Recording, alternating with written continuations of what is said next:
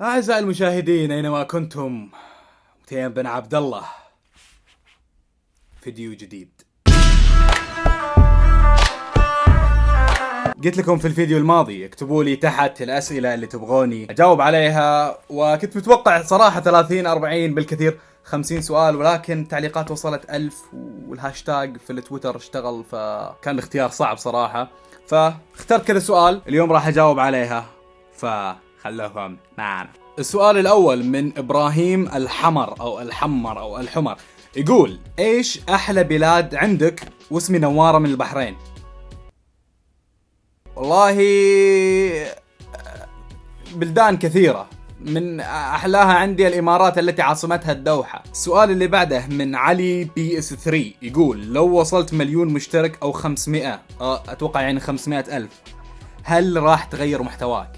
أنا الشيء اللي خلاني أوصل لهذا المستوى واللي خلاني أوصل لهذا الرقم بشكل سريع هو المحتوى اللي أقدمه، اللي خلينا نقول إنه حلو ويعجب المشاهدين. فلذلك لو وصلت 1,000,000 2,000,000 3,000,000، إذا الظروف ما حدتني إني أغير محتواي، تأكد إن المحتوى ما راح يتغير. السؤال اللي بعده من أحمد إيهاب أحمد، يقول ليش شعار قناتك تشبه أبو حمدان إنما تاخذ واللي أحب؟ المهم يعني ليش شعار قناتي يشبه أبو حمدان؟ ما أدري ليش، ولكن هذه صورتي أنا، هذا أنا والله يا جماعة، هذا أنا، وأنا أحبكم كلكم وأحب أخونا أحمد من فلسطين، أحبك أنت وكل أهل دولة فلسطين. سؤال من يوسف، يقول مين شجعك على دخول اليوتيوب؟ إن بغيت الصراحة يا أخي يوسف، ما في أحد شجعني على دخول اليوتيوب. هذا كان شيء أني أكون في الإعلام من طفولتي، أو خلينا نقول من يعني 10 سنوات 11 سنة قبل لا يطلع اليوتيوب، وأنا أحب أني أكون في الإعلام. فما في أحد شجعني شخصيا وقال لي ادخل في اليوتيوب كذا كذا كذا، لا، هذا كله كان مجهود شخصي مني أنا. السؤال اللي بعده من فهد الرويلي، يقول كم صار لك في اليوتيوب؟ المرحلة الأولى كانت في بداية 2015، أول ما فتحت القناة كان اسمها شخبار MUT، كنت أقدم فيها برنامج اسمه شخبار الحداق، ما كان ناجح. استمرت هذه تقريبا 3-4 شهور، كنت أنزل بين فترات متقاطعة، ما كان شيء حلو، ما كان شيء يستحق أنه يتقدم في اليوتيوب، فوقفت من اليوتيوب ورجعت اليوتيوب في شهر 5 من سنة 2016. كنت أقدم فلوجز، ولكن البداية الفعلية كانت من بعد فيديو ردة فعل الأجانب من السامري اللي كانت في شهر 7 أو شهر 8، يعني تقريبا لي في اليوتيوب فعليا يعني 5 شهور 4 شهور، يعني 5 شهور تقريبا. مجد يقول ليش ما تسوي مقالب في الناس؟ ليش أسوي مقالب في الناس؟ اسمي شخبار فلوجز، أقدم الفلوقات فقط وفيديوهات ردة فعل الأجانب. أبرار تقول تحب أفلام الرعب وانت من وين؟ أفلام الرعب ما أحبها، مو عشان أنها تخوف، لا، عشان أن أغلب إنتاج أفلام الرعب هو إنتاج رخيص جدا، من ناحية البادجت، من ناحية الممثلين، من ناحية الإنتاج بشكل عام. فأنا ما أحب هذه الأفلام لأن ما فيها الإنتاج اللي يخليك تقول واو هذا إنتاج حلو. أنا من وين؟ أنا من المملكة العربية السعودية، عايش وأدرس في أمريكا.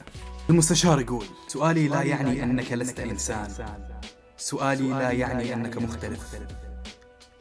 جواب سؤالي ليس عيبك، جواب سؤالي ليس سرك، أفتخر دائما بجواب سؤالي. السؤال هو كم وزنك؟ ليه المقدمة هذه؟ سألني كم وزنك، بقول لك وزني 83. السؤال اللي بعده من عبد الله الزنجي أو الزنجي، يقول هل تتابع انمي؟ وإيش أفضل انمي عندك؟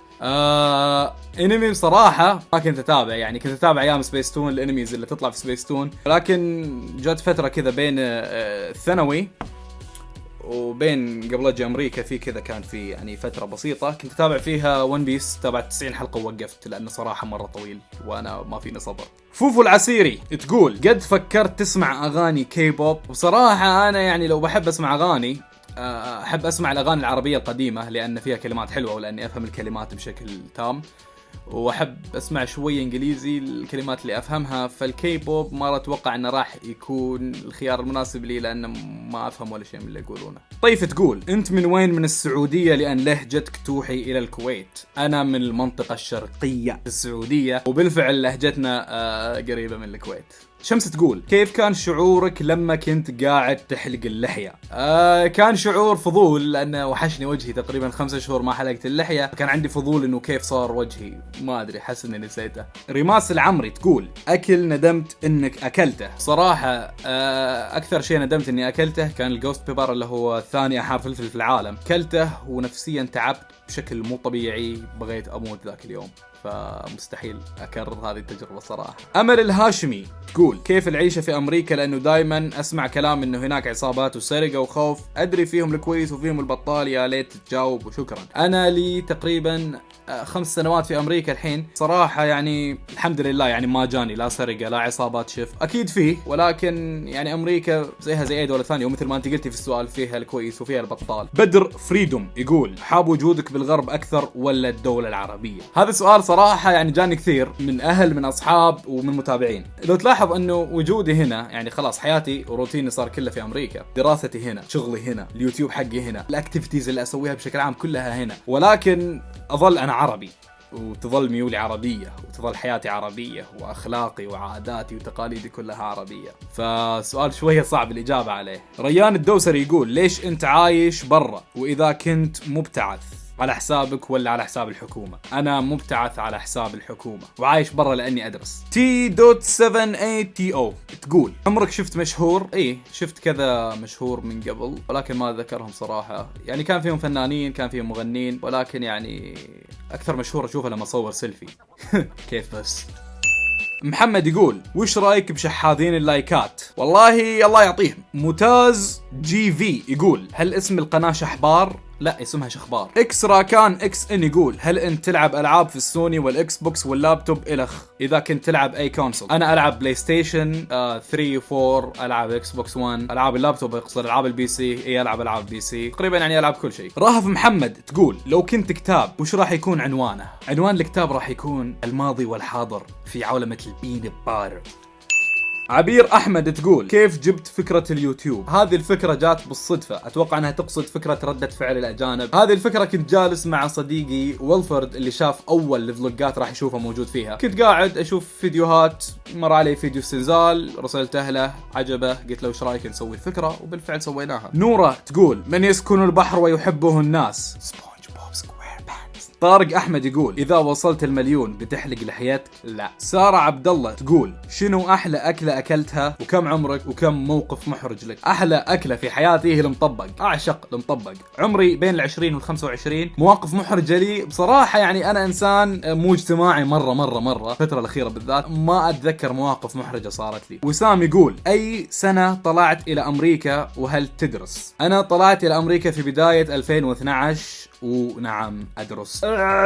يقول كيف تعلمت اللغة الإنجليزية بسرعة؟ اللغة الإنجليزية هي شيئين، الشيء الأول دراسة، الشيء الثاني براكتس، ممارسة. سمر تقول متى آخر مرة بكيت من قلب؟ آخر مرة والله بكيت من قلب كنت أشوف فيلم انيميشن، بعد كان يعني مو فيلم عادي، وصار يعني ما أدري وش صار في النهاية، الظاهر بطل مات أو شيء كذا، وزبدة قاعد تبكي، من جد قاعد تبكي. يزيد البهيدل يقول وش علاقتك بالبين باتر؟ يا رجل ما في أي علاقة في البين باتر، هي شيء كنت آكله بشكل مو دوري لأني ما أحبه مرة، ولكن عجبت الناس الكلمة فصرت أقولها بشكل كثير.